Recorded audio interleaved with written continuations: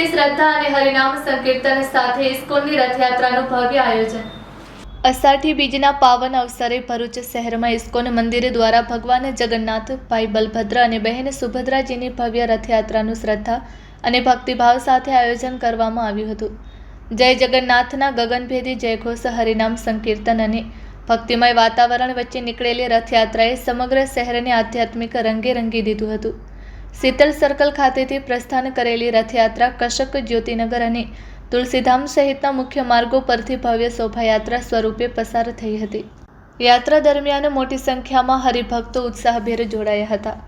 ભગવાનના રથના દર્શન કરવા તેમજ આશીર્વાદ મેળવવા માટે માર્ગો પર ભાવિકોની ભારે ભીડ ઉમટી પડી હતી।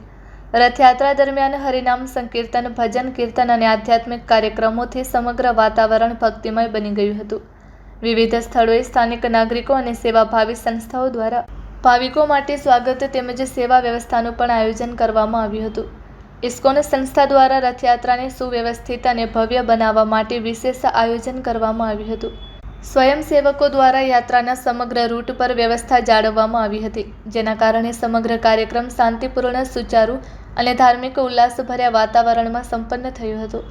ઇસ્કોનની આ ભવ્ય રથયાત્રાએ ભરૂચ શહેરમાં ભક્તિ, એકતા અને સનાતન સંસ્કૃતિનો અનોખો સંદેશ પ્રસરાવી ભાવિકોના હૃદયમાં આધ્યાત્મિક ઉર્જાનો સંચાર કર્યો હતો।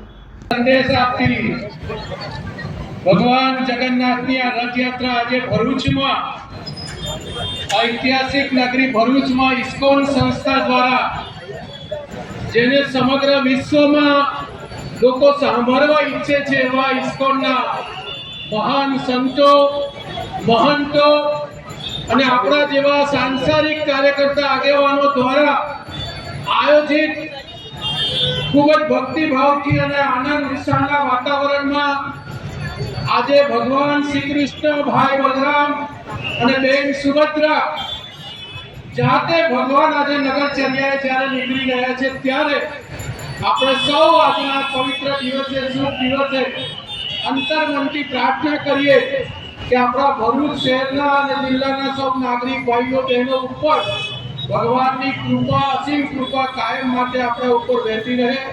સુખ, શાંતિ, સમૃદ્ધિ અને